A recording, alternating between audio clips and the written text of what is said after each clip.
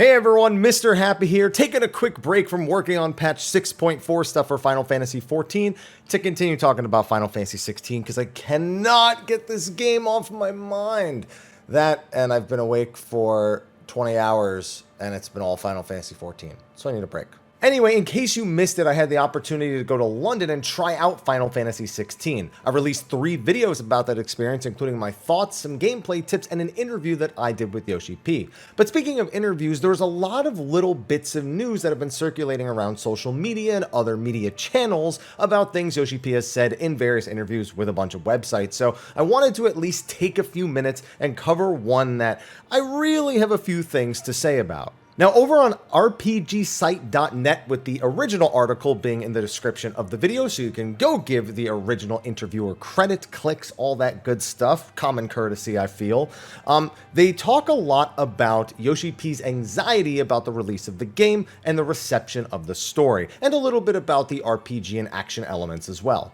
Now, according to the interview, while Yoshi P is firm in that he believes the story will set Final Fantasy XVI apart from other games, he is also incredibly fearful in preparing to send the project out to the public. And I quote, "My biggest thing, and I guess it's my biggest worry, but the one thing that I'm looking for is how people think of the story," Yoshida revealed during a chat with RPG Site as part of Final Fantasy XVI's Final Media Tour, where a select few were able to play around 6 hours of a near final build of the game. "I want to know how people think when they get to the end of the game and they finish watching all the way to the end of the credits, and what they feel at that moment. How will they feel? That's what I want to know. I want to know if they're going to say, this was the greatest thing ever, or this was a really interesting story. I'm just waiting to see how the fans react to the story because that's what we've put so much effort into." Now, I'm not going to be giving you any spoilers, but I will say this. I've never been more immediately hooked to a protagonist in Final Fantasy than I was in that 6-hour time I had playing as Clive. I just was instantly connected to him, and I do honestly hope that a lot of other people feel the same way. I'm struggling so hard not to say more. We'll just have to wait until the game is actually out. Then I'll talk spoilers a little bit. Now, the story elements go on to be one of the main topics of the interview, but in direct correlation and comparison with Final Fantasy XV, which Yoshida has some choice words about. While we're moving to action and we put a lot of effort into creating action, it's got to be about the story. Final Fantasy is about the story, Yoshida argues. We put our main focus, even more than action, on that story. And you look back at the previous games, at Final Fantasy XV, they had their story, but it wasn't complete. And then they try to make it complete, and then they promise some more story, but they don't give us the story. And so you had a lot of people that went into the series wanting us to give them a great story, and they didn't get that. And a lot of people were disappointed in that. Like, even if they liked the game, they're left wanting because one of the main pillars of the Final Fantasy series, stories, was not given to them. And so we wanted to make sure that we had our first and foremost focus on the story, and we think that's going to set us apart from all those other games. In those games, yes, you're going to have action, you can have those RPG elements, but are they going to have a story that is as engaging as Final Fantasy XVI's story? That's what I think sets it apart. Saying the word story a lot there, but it's interesting to see them directly called to the previous main series Final Fantasy game, which was mired in tons of promise and reworks and all sorts of rumors that have been covered in various channels on YouTube, various web pages, all sorts of stuff. And what we got in the end was a game that I definitely enjoyed a little bit at its base release, but I also couldn't get over the fact that it just felt like I was fed a piece of something. Realistically, I don't think we'll ever know the whole story about how it ended up that way. We'll just always be piecing together those 7 or so years before, when it was Versus 13 and eventually became 15, and what we got then and after.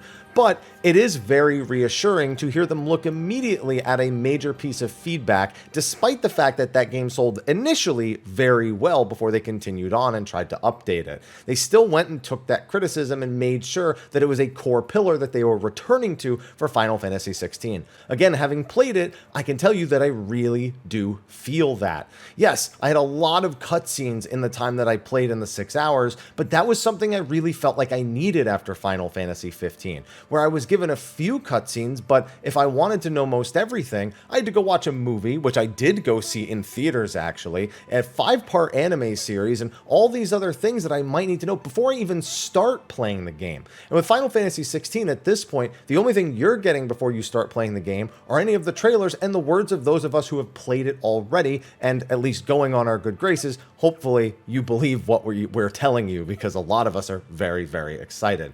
So it's good to read. It's just surprising to see it so called out so directly.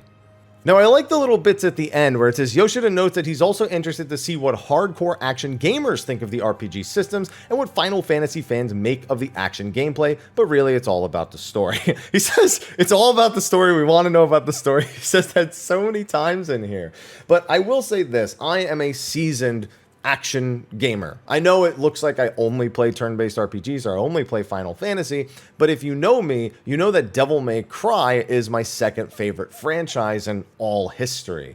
And it's like that for a very good reason. While there's one or two misses definitely across that franchise, some of the best gameplay I've ever had in years has come out of the various titles, especially Devil May Cry's 3, 4, and 5, which I personally feel hold up today. 5, of course, holds up. It's not that old. But I mean 3 and 4 as well, which I absolutely love to go back and play. And I do want to say this, a lot of people have asked me if Final Fantasy 16 just feels like Devil May Cry, and it's something I probably should have covered in my overall thoughts video, but I was focused more on just talking about what the game actually was and not comparing it to something else. I will say this now, while you can definitely pick apart a few pieces, especially when you're watching trailers about the game looking like Devil May Cry 5 at points, especially some animations that I think you'll recognize from the other franchise, it also feels nothing like Devil May Cry at the same time. I don't really know how they achieved that, but I think a large part of it is the icons themselves. I'm used to having one full complete kit as a character in Devil May Cry and learning to master that. But here I'm able to customize my gameplay and get a feel for something that really stands out as separate from Devil May Cry. So it's good to see that while they have the history, they have the combat director for that franchise, for the 5th entry at the very least, they didn't just go with what the easiest option was. They made sure the core basics were there and built upon it. So trust me when I say I'm incredibly excited. Though, I do feel like being that excited will make the initial playthrough maybe a little too easy. I can't say much because I only played what seemed like some early missions in the game with not a lot of skills active, but I found I was able to demolish the bosses once I got my rhythm and those instincts from my Devil May Cry days really kicked in. I do think the average player will actually struggle a decent bit on the other hand and may be making use of those timely accessories, which you should absolutely do. Don't let anyone guilt you into not using those. That being said, I really wanted to talk about this one interesting interview. There are a few others out there, and between all my Final Fantasy XIV madness, I do plan on putting out some more thoughts videos about the things I've read Yoshida say about Final Fantasy XVI from the various entries in the media tour. If you haven't watched my videos, be sure to go watch all 3 of them, interact with them. You know how the YouTube algorithm works, and I've got a lot of interesting things to say. At least I think they're interesting. That's why I put them in the video.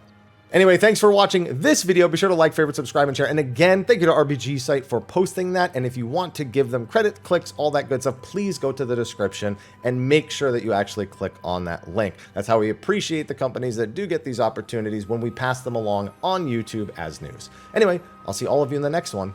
And until then, take care.